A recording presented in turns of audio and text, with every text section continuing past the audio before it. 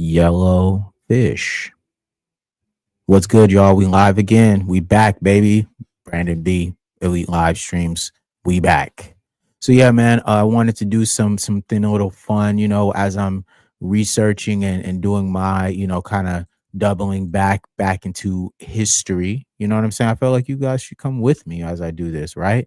So I want to start this series where we're going over Black inventors, because this is something that's very important to me. I really do take a lot of pride in knowing my history and going through history. And I feel like this will be an easy way for us to do it together, right?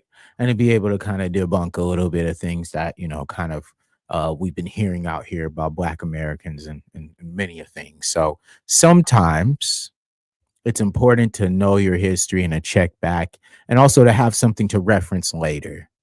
So this is what this will be part of. This will be part of a series that I can reference later and say, "Hey guys, I've been talking about this. Here's the proof. Here's, who did this, who did what." And I can also, make sure I'm educating myself and staying locked in so that if I ever do need to, drop some jewels or, go hard on a troll, you know what I'm saying? I'll be completely ready. You know what I'm saying? So let's get started, right? Let's get started. Black American Inventors Part One. All right, Part One, guys. So this is the start. You know what I'm saying? We're gonna be starting this series from the ground up.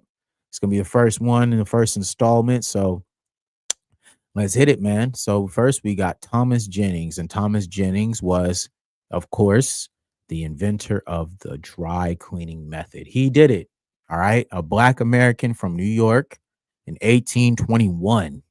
All right. In the 1821, all right, this brother created a dry cleaning method in New York. All right. The first Black man in the United States to patent this style, this method of dry cleaning.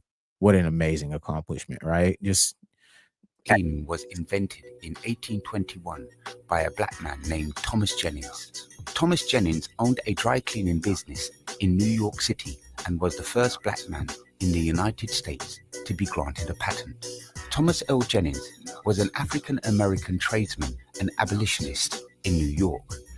all right, a tradesman and abolitionist. So of course, he was pro the freedom of slaves, and he was also a business owner, and he's also an inventor, right? And created a certain style that would, help preserve more, nicer garments without having to use such harsh methods. And I mean, what a G, right? To go out of his way to create something that can change change its like entire being, right? And I think there is a certain capacity that we all, I think, should look at, and being able to enhance and make life better, right? That's what inventions are made for. It's not only to just be, here to, benefit us, but it's also to make life easier. And so I think, Thomas Jennings in 1821, like, what a G, He man. operated and owned a tailoring business. In Oh 1821, yeah. he was one of the first African Americans to be granted a patent for his method of dry cleaning. Dr. Joseph Jackson holds 6 U.S. patents for telecommunications and fertility prediction inventions. Jackson's first patent was for his contribution to a V-chip device that allowed users to block selected content on cable television. This type of technology is commonly used for parental controls. All right. Dr. Joseph Jackson created basically the first technology for the parental controls, right? And I mean, of course, this is amazing because this is definitely what helps, I think, a lot of people to, kind of filter that content and being able to not have their kids being exposed to, adult films or adult content. And he is one of the first to, implement this. And of course, he's still alive. So salute to Dr. Joseph Jackson for, doing a great job and helping make our lives easier, right? He also holds patent for the TV remote control devices. Granville T. Woods developed the railroad telegraph, a device that transmitted messages through static electricity between moving trains. Telephone transmitter, railway system, subway system, roller coaster, and many more. Lonnie Johnson, the man who created the Super Soaker water gun, was awarded $73 million in unpaid royalties from giant toy maker Hasbro. All right, Lonnie Johnson. Now, this is one I probably want to do a deep dive into at some point, maybe like a separate side to this series, but Lonnie Johnson, right, the inventor of the Super Soaker, right? He was recently awarded about $75 million in back royalties from Hasbro, who I would assume took the patent or took, certain designs and try to make it into their own. And so, yeah, man, salute to Lonnie Johnson, the GOAT for the 90s, water fights and just, 90s toys in general. The Super Soaker is such an iconic toy. If you were, a kid growing up in the 90s or any 90s nostalgia, this was it right here. Johnson, who founded the Atlanta-based company behind the Super Soaker, filed a lawsuit against Hasbro for underpaid royalties in the sales of the widely popular water gun, according to the AJC.com. Garrett Morgan invented a safety hood you put over your head to avoid inhaling smoke at standing height. Jesse Eugene Russell, inventor of the digital cell phone. All right. The digital cell phone. All right. Jesse Eugene Russell, the creator of the modern cell phone. All right.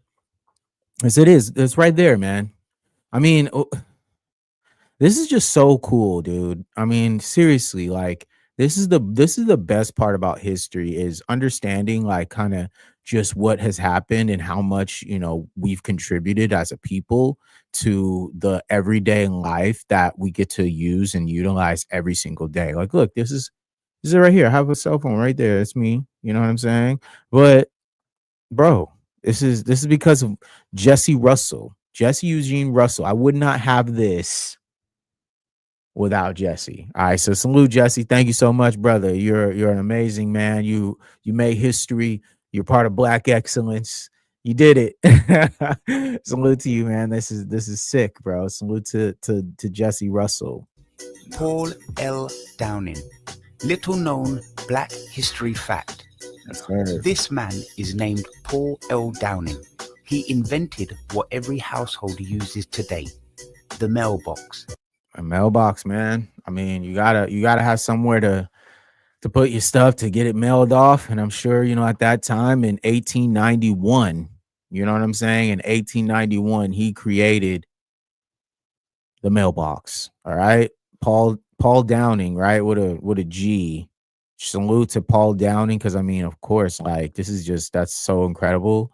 Like, what a story, because you gotta think, man, like at that time, Black people probably couldn't even get mail. You know what I'm saying? Or it was some sort of a faction where they had to be very strategic about getting their mail, right? So you got Paul here who creates, kind of a way where I'm assuming maybe they could be able just to drop it off, right? And so the really cool thing is like, a lot of these things they were patented. They went, out of their way to make sure that they had. And it was like he called his invention a street letterbox. 1 year prior to inventing the mailbox, Downing patented an electrical switch that allowed railroad workers to turn on and off the power supply to trains at necessary times. Downing's designs for the railroad switch were used as an inspiration for inventors who created residential electrical switches. Okay. What a G, man. I mean, guys, like, shout out to Paul, man. 1891. Marie Van Britten Brown was an American inventor. She was the inventor of the home security system in 1966. Hey, Marie, you know what I'm saying? The inventor of the home security system. Come on, man. This is who we are, bro. We are the people, right? Who are like I said, we're trying to make life better.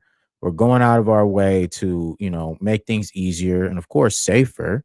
So yeah, you look at, Marie, she's like, okay, let's create this, right? Let's do it. Along with her husband, Albert Brown, In the same year, they jointly applied for a patent, which was granted in 1969. The invention was basically the first closed-circuit television security system and is predecessor to the modern home systems today. That's fire.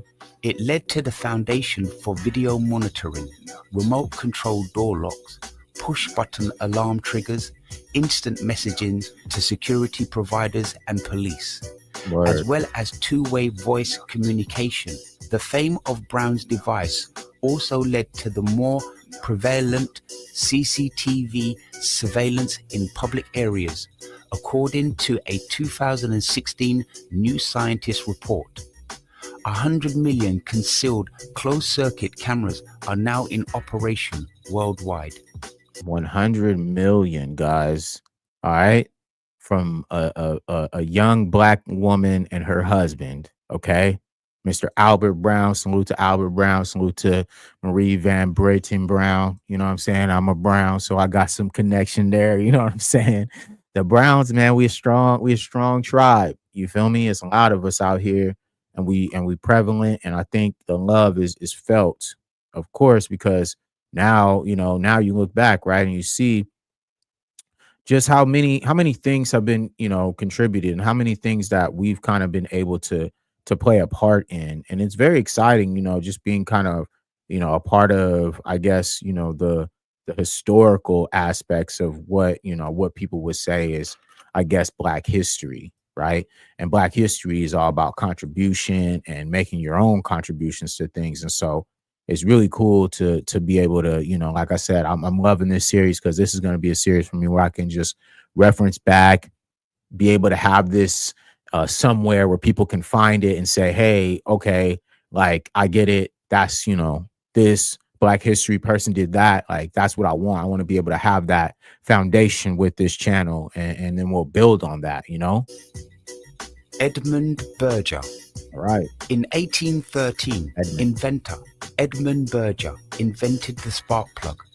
Although man. The internal combustion engine, in which the current version of the spark plug is used, was only in the developmental stages in the mid-1800s. Mr. Berger is still given the credit for the invention even without obtaining a patent. Hey, man, I mean, at that time, this is very early on, you know what I'm saying? So if Edmund being, like I said, this is 1839, guys, like, there's no way that anyone could ever tell me that Black people are not innovative and smart and creative, because, dude, this guy created the spark plug in 1839, and it is still relevant till today. Like, there isn't much that has changed from the design, and it's like, oh my God, like, no, like, this is literally the design they use in 2025. Okay. Henry Thomas Sampson Jr. was an American inventor known for creating the gamma electric cell, a device with the main goal of generating auxiliary power from the shielding of a nuclear reactor. Henry T. Sampson is the first African American to earn a PhD in nuclear engineering in the United States. He is best known for inventing the gamma electric cell in 1971. What an incredible accomplishment, right? Like, this guy's here. he's creating a cell phone. This is in 1971, man. Like, I don't even know what to say sometimes, Anna guys. Mangin was an American inventor and women's rights campaigner. She invented a kitchen tool she called a pastry fork in 1891.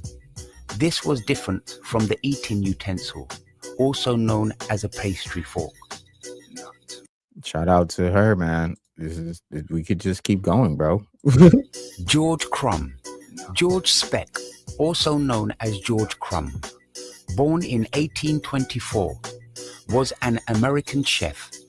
He became noted for his culinary skills after being hired at Moon's Lake House on Saratoga Lake near Saratoga Springs, New York. In 1853, he created the potato chip. Thomas L. Jennings was an African culinary skills after. what can I say?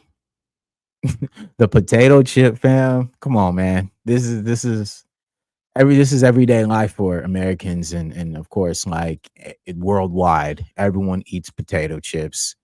Black Americans invented it. All right, George Crumb, salute to you, bro. Because I eat potato chips all the time, man. Potato chips are just, it's a part of American life. We all love a good potato chip. So, yes, George Crumb, all right, is the inventor, all right, Black American, all right, in 1853, bro. 1853, guys. This is incredible. being hired at Moon's Lake House on Saratoga Lake. Great dude. Sarah Boone was an American inventor who, on April 26, 1892, obtained United States patents for her improvements to the ironing board. Like I said, a lot of these inventions are made for improvements, right? Like there was something that was already there, and then Black folks saw it, and then we were like, all right, how can we make this better? How can we create a better, overall way for us? Because of course a lot of Black folks were using these things because we were in the service industry. That was us. We were the ones who were ironing, who were getting the clothes ready, who was in those back rooms. That was before, of course, everyone was working in, all these, immigrations and stuff like that, right? But it was us at first. And so of course, like there were certain things that we were doing as we were working. We're like, hey man, we can make this better. We can fix this part. Let's change this up. And so Miss Sarah Boone, she saw something and she was like, hold up, let me fix this. Boone's ironing board was designed to improve the quality of ironing sleeves and the bodies of women's garments. The board was very narrow, curved, and made of wood. The shape and structure allowed it to fit a sleeve, and it was reversible, so one could iron both sides of the sleeve. Boone was one of the 4 African American women inventors of her time who developed new technology for the home. Hey man, you got to shout out to that. All right, creating new tech. Okay, that's what like I said, it was about, like evolution and changing and helping make stuff easier, because at that time we were the ones using it. It was us using the application. So of course, her coming from a certain perspective, she's like, okay, I can fix this, I can make this better, and then it becomes new tech. Frederick McKinley Jones was an American inventor and winner of the National Medal of Technology and an inductee of the National Inventors Hall of Fame. His innovations in refrigeration brought great improvement to the long-haul transportation of perishable goods. He co-founded Thermo King, which became a $3 million business by 1949. All right. In 1949, a $3 million business for a Black man is unheard of. Okay. And he did that, revolutionizing the refrigeration process for trucking. That, of course, is good for grocery. It's good for, any type of goods that need to be at a certain temperature, medication, things like that. These things are very, like I said, very essential things that we were integral in building and using. So, of course, being able to look from it from the engineering standpoint, I'm using something, I'm making it, into something, I'm applying it to, everyday work, then yeah, of course, I'm going to find ways to make it better.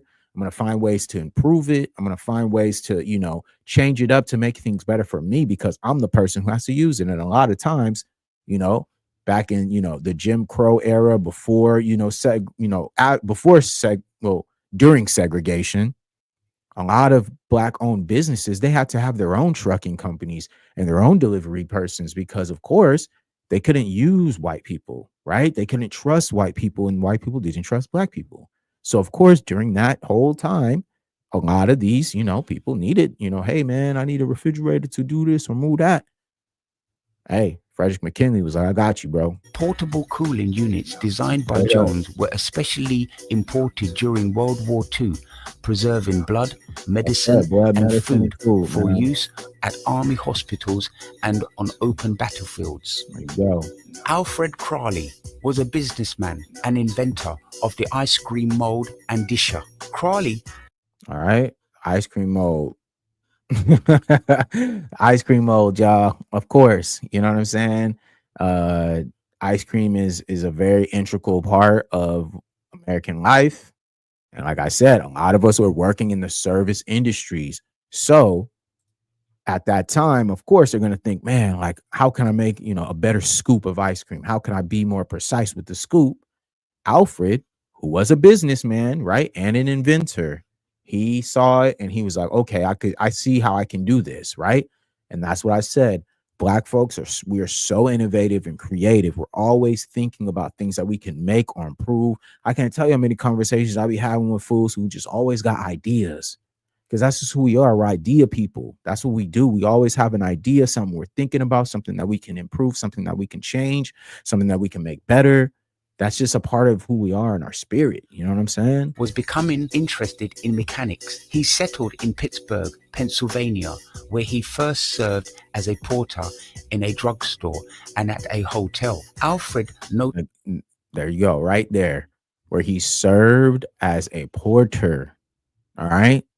That is a part of it, in a drugstore and at a hotel. So, like I said, when you're working it, when you're using these things, when you are applying it, you're going to think of ideas how to make it better. How can I change this? How can I, improve this, not only for myself, but for others as well? And of course, him being, a businessman and an inventor, his own mind, his own creativity is going to spark, and it's going to look at this problem, right? Because that's a problem, right? As an inventor, as a, engineer, we're problem solvers. And so we want to always think of things to be able to improve, to make better, to be able to change.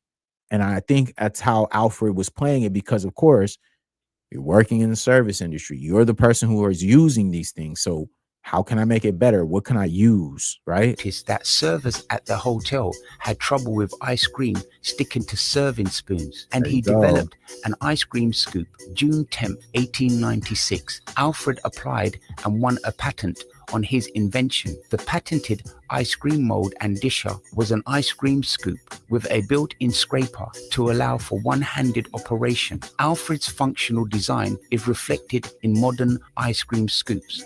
It's still used today, guys. 100%. Everyone, wherever you go, if you go to an ice cream shop, they're using that scoop. All right. You know what I mean? Just to get it right out. And of course, I think Thrifty, they used to have the gun one, right? Where it comes out kind of a block, like a circle block. You know what I'm saying? But that's a big part of it, is the invention of the scoop. You know what I mean? So shout out. Patricia Bath was an American ophthalmologist, inventor, humanitarian, and academic. She was an early pioneer of laser cataract surgery. She also became first woman member of the George Stein Eye Institute, first woman to lead a postgraduate training program in ophthalmology. All right. Patricia Bath.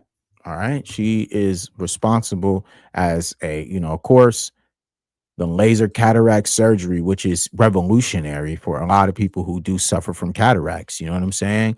And of course, her being a Black American woman, right? She became, a postgraduate training program. She created that. Okay. This is the type of person we're talking about here. Just ultimate level academic. And first woman elected to the honorary staff of the UCLA Medical Center. Bath was the first African American person to serve as a resident in ophthalmology at New York University. All right. She's extremely accomplished. And that's why I want to kind of go through these series, is because there's just so many people who do not understand or even study this type of history.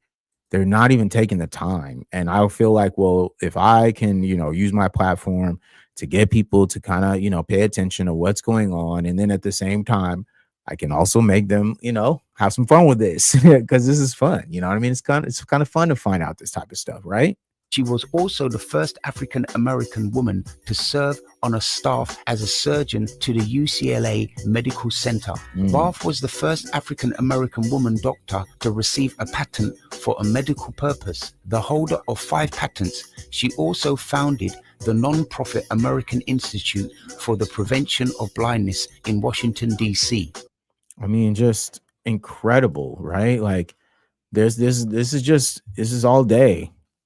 The inventions, the contributions that Black Americans have continued to make to not only society, but also to their respective, right? Their perspective, career, opportunities, whatever. She was in a place where she wanted to help people. She was very passionate about eyes and vision, and she made it happen, dude. That's what we do. Madam C.J. Walker, Of course. born Sarah Breedlove. She is recorded as the first female self-made millionaire in America.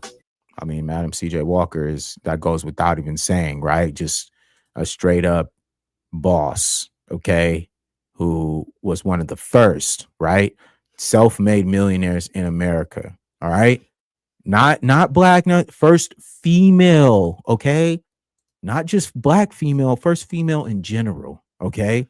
The first female self-made millionaire in America was a Black woman, a Black American woman. All right, Madam C.J. Walker, okay. Bow down and respect it. Walker made her fortune by developing and marketing a line of cosmetic and hair care products for Black women through the business she founded, Madam C.J. Walker Manufacturing Company. All right. This is what we see all day. Black women who have, for years, you know what I'm saying, had to create their own products for their hair, having to create their own lane for what they wanted and their own products for them. Madam C.J. Walker was the OG. She was the originator. She started it. You know what I'm saying? And of course, I think as we go through the history and we study the history of Black American history, and not only the inventors, the contributions, right? Madam C.J. Walker is the model, because how many Black women do we know who now have their own businesses selling hair products and things that they've been doing, making millions of dollars? Okay. So this is a part of that. And I want more Black women to get into this, because of course, the more Black women that we have selling Black women hair products, that would actually be better, because a lot of the products that they're selling Black women are causing them to have cancer and all types of very, very toxic things, right?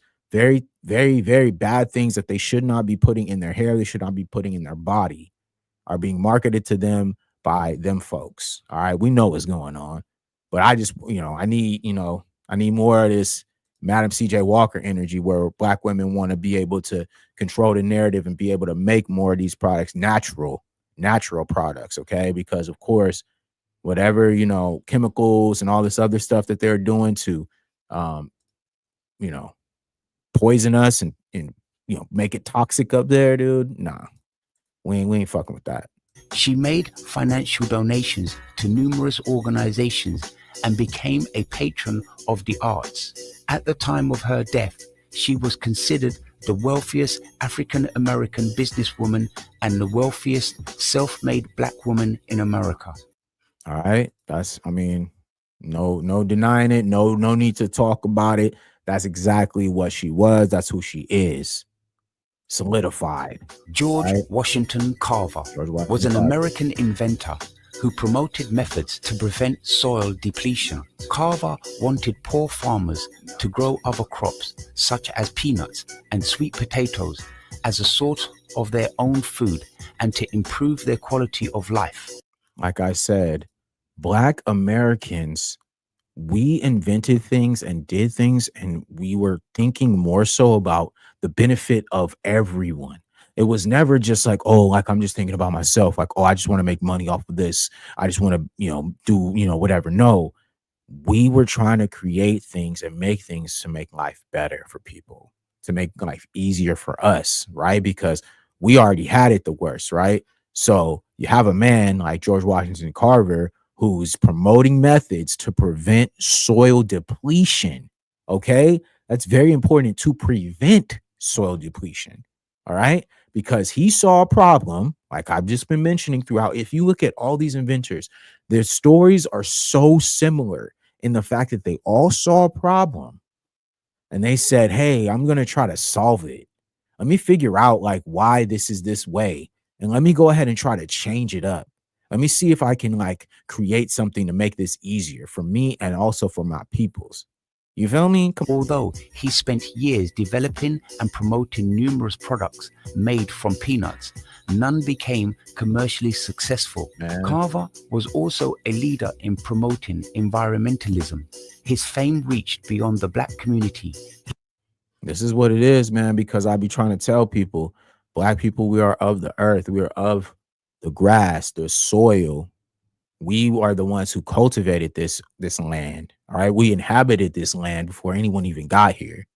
So with that being said, we have a very integral part to the environment. As much as people try to, disconnect us from that, right? They disconnect you. They keep you away from nature. They keep you away from the things that you're supposed to be locked in on, because that's what makes you feel empowered. That's what keeps you humble, right? Being out in nature, being out into the world, being out into the woods, going into a wilderness place where there's nothing going on. Yeah. All you have is your thoughts. All you have is yourself. That is the biggest part of this, right? Is the fact that, hey, man, like, yo, I'm really like in this. I'm locked in on myself. I'm feeling this. They don't want you to do that. They don't want you to have self-reflection. They don't want you to think. They want you to be disconnected from nature. They want you to be disconnected from the environment. They want you to be disconnected from what is true to who you are. The essence of your soul is the earth. It is the environment. He was widely recognized and praised in the white community for his many achievements and talents. In 1941, Time magazine dubbed Carver a Black Leonardo. Black Leonardo. All right. White folks, but we already knew that.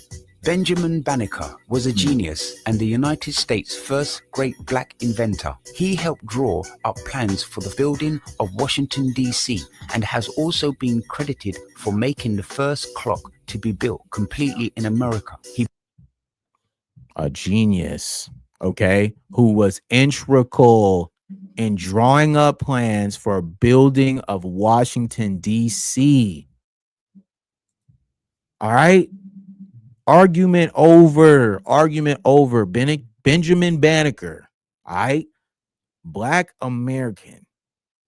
Integral in the entire design and makeup of Washington, D.C. There's no more argument here, man.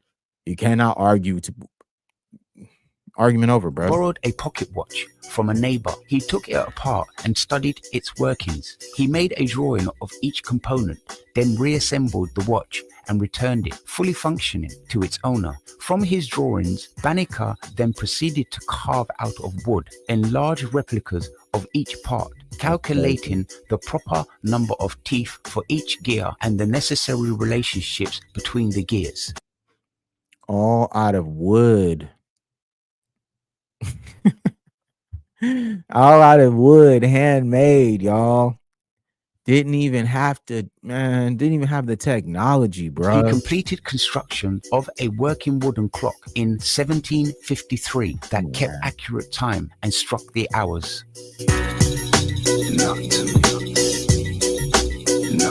That's it, bro. Black inventors. All right. We're gonna start there. That's part one. All right, we're gonna build on this. We're gonna keep going with this series because this is just part one. All right, part 2, part 3, part 4. We're gonna keep going until we done featured every single Black American inventor across the board. And then once that's done, we'll move on to the next thing, right? Because this is a part of building, like I said, it's building a foundation, right? We're building the foundation so that when we can reference back and people have anything to say, I got the proof right here on Elite Media, Brandon B. You know what I'm saying? So salute to all you guys. Make sure to like, share, and subscribe. Do not forget on your way out, hit that like button, man. We're trying to make it to 1,000 subs. So We're gonna keep pushing the line. Every day I'm uploading content, putting it out here for you guys. So hopefully you guys receiving it in the right way. And salute to everyone out there. Much love. Peace.